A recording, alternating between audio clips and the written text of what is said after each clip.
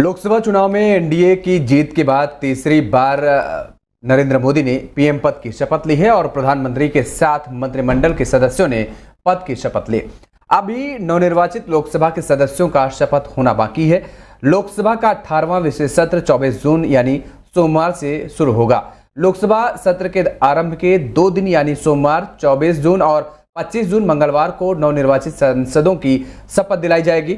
आपको बता दें कि राष्ट्रपति ने बीजेपी सांसद भर्तृहरि महताब को प्रोटेम स्पीकर पद पर नियुक्त किया है। वे नवनिर्वाचित सांसदों को शपथ दिलाएंगे और अगले दिन यानी 26 जून बुधवार को लोकसभा अध्यक्ष पद का चुनाव होगा। अध्यक्ष पद को लेकर लगातार अटकलें लग रही हैं। स्पीकर पद के चुनाव के बाद पीएम अपने मंत्रिमंडल के मंत्रियों से सदन को अवगत कराएंगे और अगले दिन 27 जून गुरुवार को राष्ट्रपति द्रौपदी मुर्मू का दोनों सदन के सदस्यों के लिए संयुक्त अभिभाषण देंगे।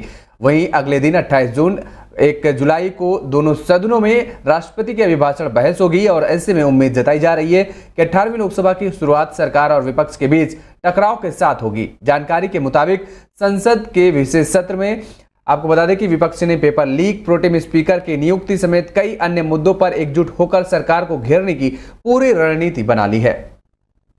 दिल्ली एनसीआर में मौसम सुहावना हो गया है। यहां पर बारिश के कारण लोगों को हीट वेव से राहत मिली है। जून माह की शुरुआत दिनों में यहां पर बढ़ते तापमान और लू ने लोगों को परेशान कर रखा था। दिल्ली में एक तरफ जल संकट और दूसरी तरफ मौसम की मार ने लोगों का जीवन कठिन बना दिया था।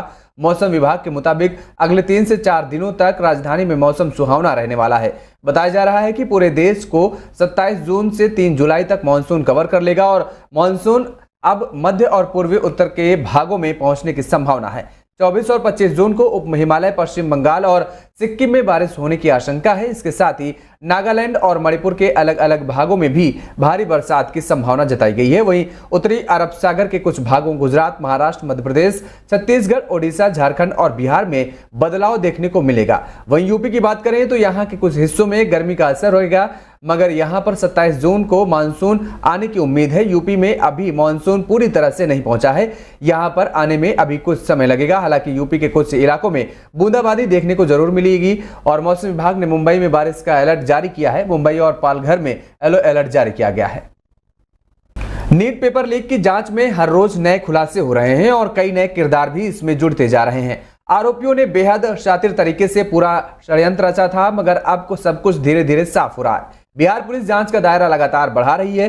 कोशिश यही है कि इस मामले से जुड़ी पूरी सच्चाई सामने लाई जाए और हर अपराधी को सलाखों के पीछे भेजा जाए। गिरफ्तार आरोपियों से राज उगलवाने के लिए ईओयू वो तमाम तरीके इस्तेमाल कर रही है जो कानूनी तौर पर किए जा सकते हैं। इसलिए आरोपियों का नार्को टेस्ट और ब्रेन मैपिंग कराए जाने की संभावनाएं भी तलाशी जा रही हैं। आपको बता दें कि ईओयू की रडार पर कई निजी कॉलेज और कोचिंग सेंटर भी हैं जिनके पेपर लीक में शामिल होने की आशंका जताई जा रही है। अब तक की जांच में कई ऐसे लिंक मिले हैं जिनके आधार पर यह शक है कि निजी कॉलेज और कोचिंग सेंटर से जुड़े परीक्षा केंद्रों के अधिकारियों ने असली परीक्षार्थियों की जगह सॉल्वर्स को एग्जाम में बैठाने का काम किया है और इजाजत दी उन्हें। सूत्रों के मुताबिक जांच टीम को कई लिंक मिले हैं, उसी आधार पर आगे काम किया जा रहा है। माना जा रहा है कि जल्द ही इस मामले में कई और गिरफ्तारियां हो सकती हैं।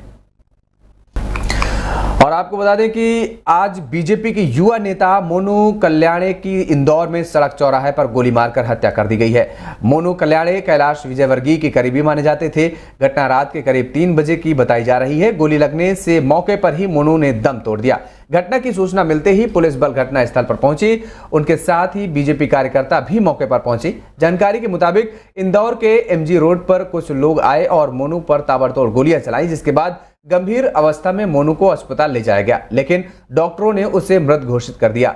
पुलिस की माने तो हत्या आरोपियों की पहचान कर ली गई है और उनकी गिरफ्तारी के लिए कार्रवाई शुरू कर दी गई है। घटना के पीछे की वजह आपसी रंजिश बताई जा रही है। वहीं हत्या की सूचना मिलते ही कैलाश विजयवर्गीय के बेटे और पूर्व विधायक आकाश विजयवर्गीय मोनू के घर पहुंचे। बता दें कि हर साल की तरह इस साल भी मोनू भगवा यात्रा की तैयारी कर रहा था और इसी बीच पीयूष और अर्जुन नाम के युवक एमजी रोड थाना क्षेत्र के चिमन बाग क्षेत्र पहुंचे और मोनू से बात करने लगे। पहले मोनू से भगवा यात्रा को लेकर जानकारी ली और फिर अचानक से पीछे बैठे अर्जुन ने पिस्टल निकालकर मोनू पर फायरिंग शुरू कर दी। बाइक सवार आरोपियों ने मोनू के दोस्त पर भी गोली चलाई, लेकिन वह बच गया। मोनू को गोली मारकर दोनों हत्यारोपी फरार हो गए हैं। पुलिस ने दोनों आरोपियों की तलाश शुरू कर दी है। पिछले कुछ समय से दिल्ली के लोग पानी की किल्लत से जूझ रहे हैं। प्रदेश से पानी की किल्लत की समस्या को खत्म करने के लिए दिल्ली की जल मंत्री आतिशी 21 जून से अनिश्चितकालीन अनशन पर बैठी हुई हैं। आतिशी हरियाणा सरकार से पानी की मांग कर रही हैं। अनशन के तीसरे दिन जल मंत्री ने एक वीडियो जारी करते हुए कहा कि दिल्ली में अपना पानी नहीं है और प्रदेश में पानी की संकट है। दिल्ली में पानी पड़ोसी राज्यों के लिए जरिए आता है, इसलिए जब तक दिल्ली को पानी नहीं मिलेगा मेरा यह अनशन जारी रहेगा। इस बीच आप पार्टी के मंत्री सौरभ भारद्वाज ने हरियाणा की बीजेपी सरकार पर बड़े आरोप लगाए हैं।